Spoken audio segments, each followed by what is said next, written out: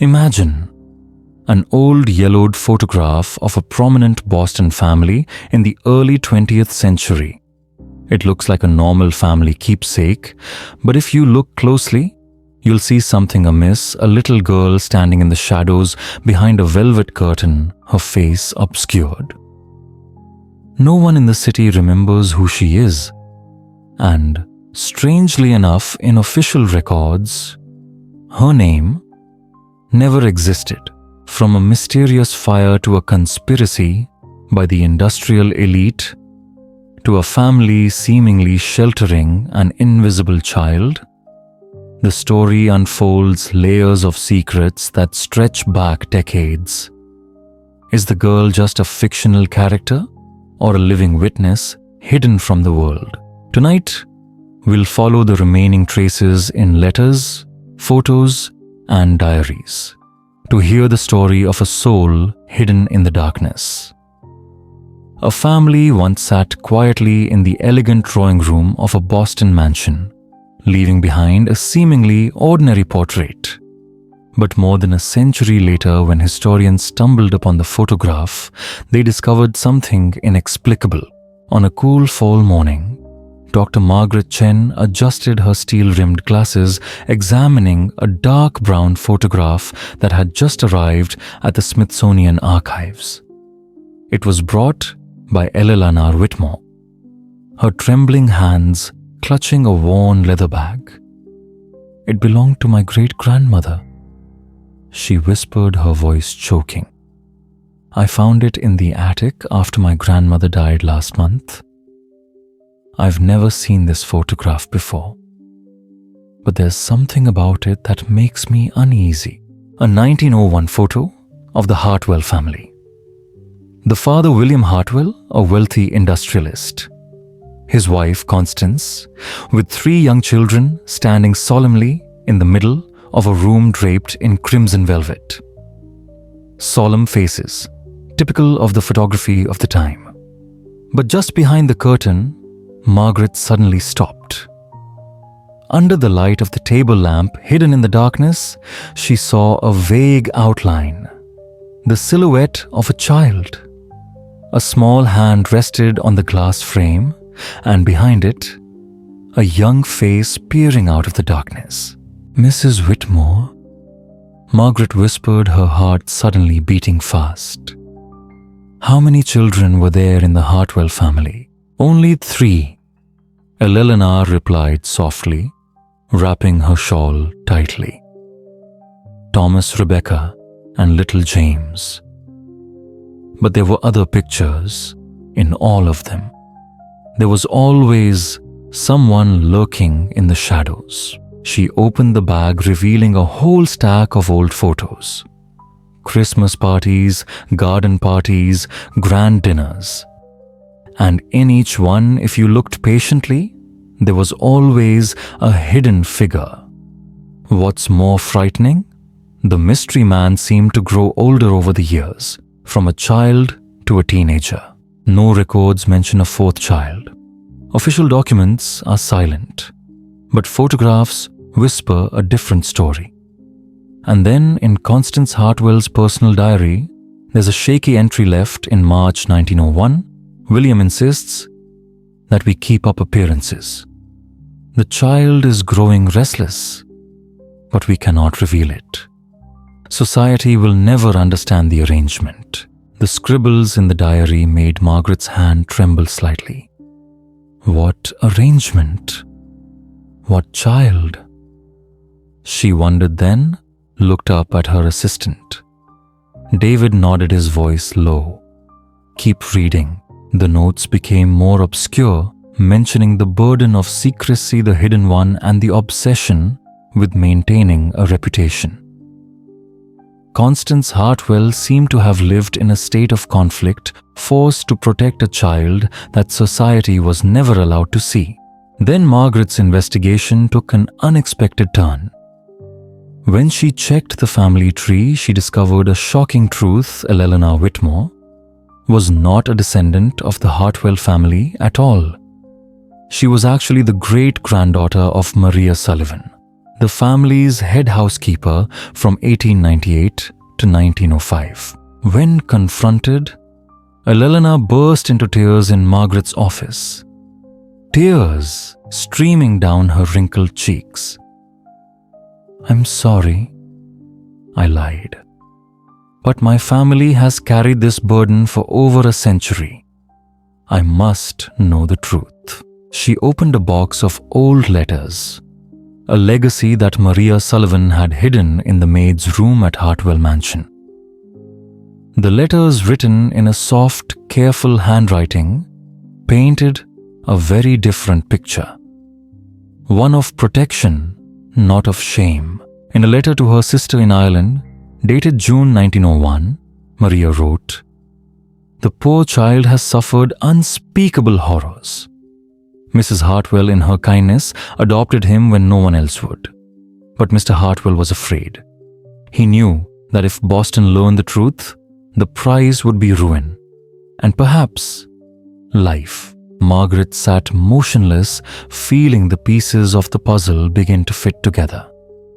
She went to the Boston Globe archives, looking through old issues from 1900. There was a tragic story, a fire in one of Hartwell's textile mills that had killed 17 workers, mostly Irish and Italian immigrants, and left countless orphans. David pointed to a column dated December 3rd, 1900. Read this testimony. A worker named Patrick Murphy testified that his 8-year-old daughter Catherine had been visiting her father at the mill the day the fire broke out. She was presumed dead, but her body was never found. Margaret was stunned. The timing was perfect. The fire had occurred in December 1900, and just a few months later, the first photographs of the fourth child appeared. She visited the site where the mill once stood, now a small park in South Boston. Older residents still whispered fragments of their ancestors' memories.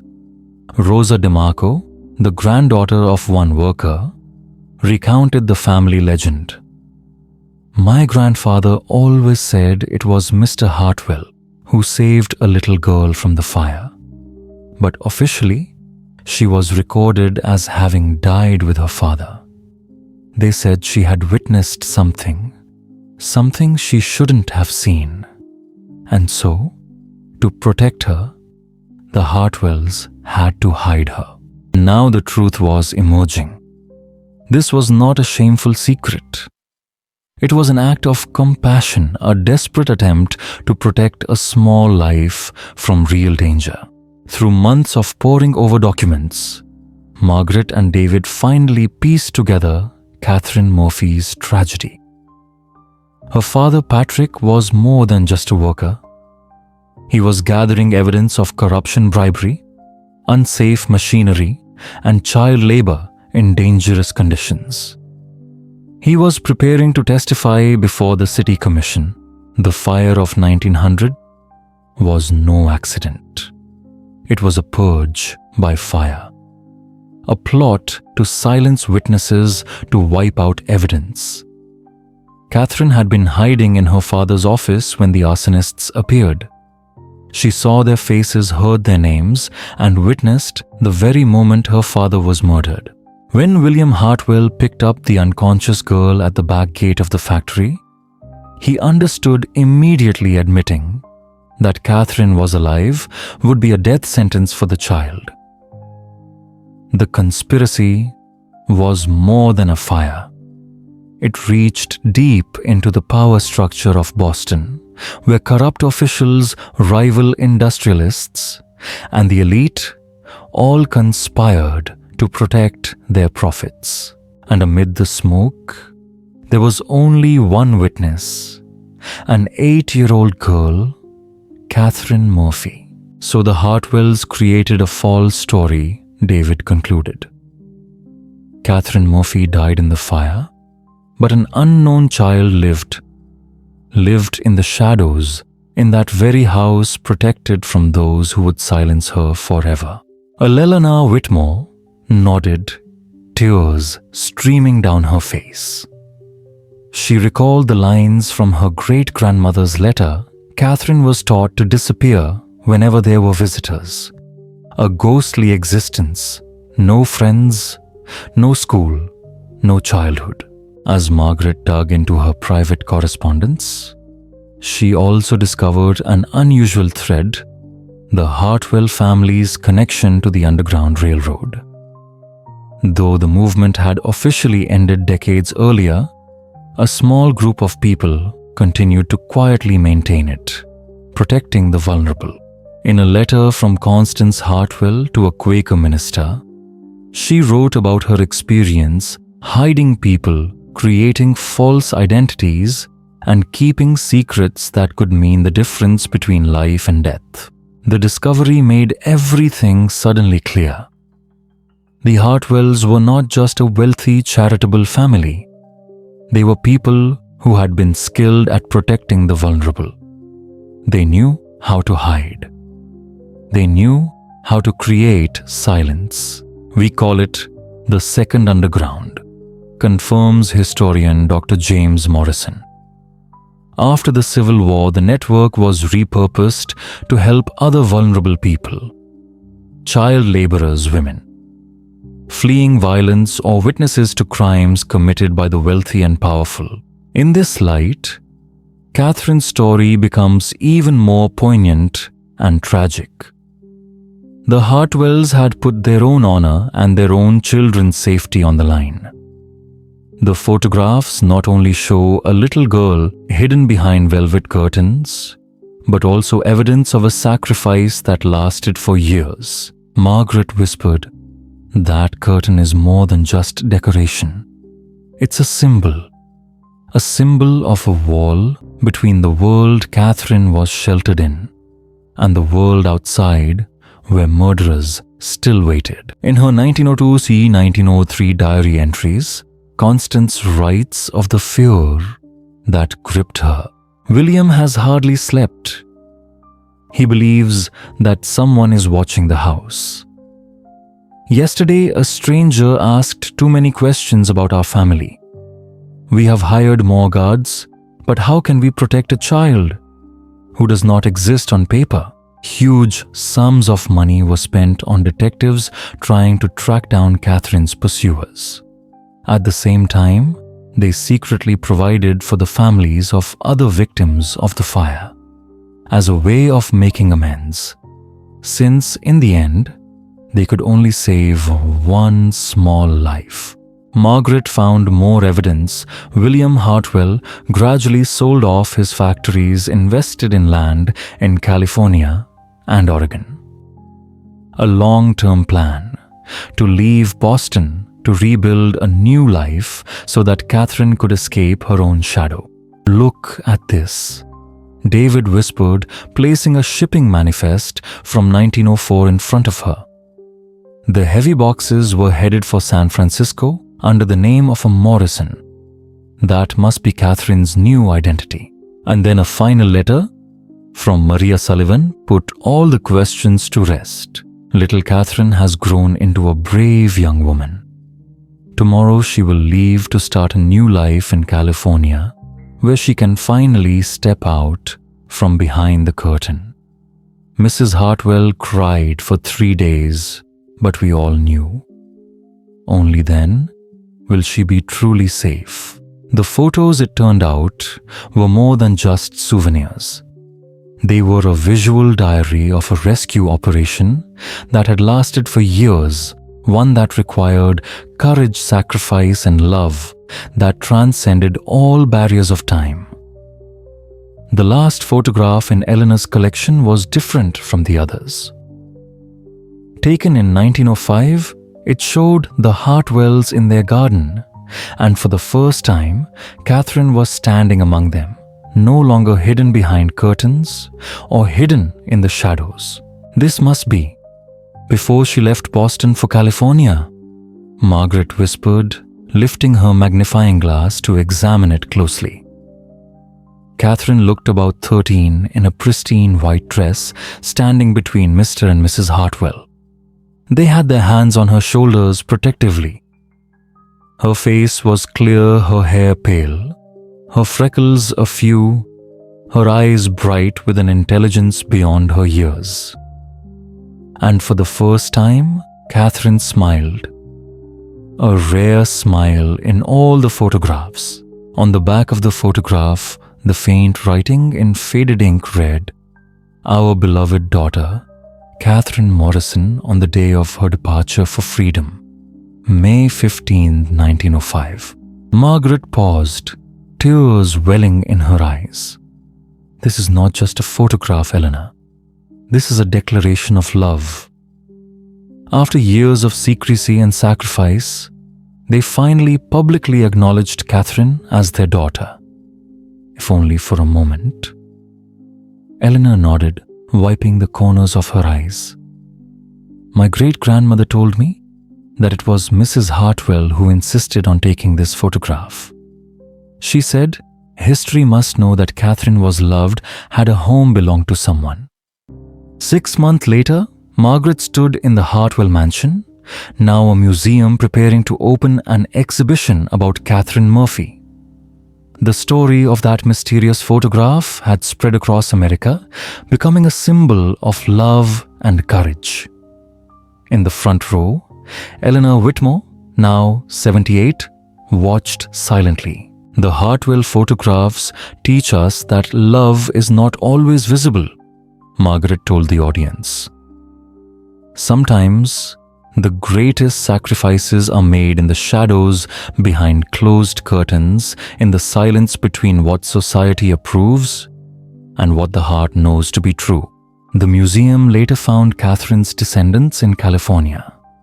She did indeed live under the name Catherine Morrison, married, had children, and died at the age of 87. Her granddaughter, Maria Santos, came from San Francisco to attend the opening ceremony. My grandmother never forgot her Boston family, she told the crowd. They saved her life, loved her when she had nothing, and gave her a future when the powerful wanted to erase her past. She taught us that family is not made of blood, but of choice of sacrifice and of the determination to protect the weakest. When the ceremony ended, Margaret looked back at the last photograph. The Hartwells stood in the garden, Catherine between them, a small smile on her lips. Behind her, the red curtain that had once hidden her was now wide open, containing no more secrets or darkness, but light, hope, and proof that love can overcome fear.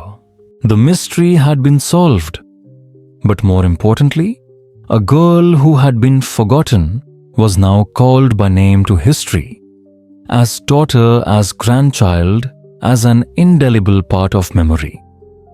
And so the story of little Catherine ends here. A journey that began in the darkness, from silent photographs, eventually illuminated by love and memories.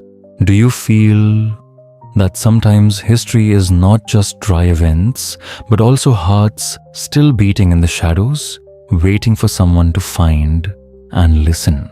Tonight, when you close your eyes, imagine that red velvet curtain being pulled aside once again, revealing no more secrets but a gentle, protective light. A light that is still there despite time. Wishing you a peaceful sleep. And who knows, in your dreams you will meet Catherine, not as a mystery, but as a little girl who has finally found her true home.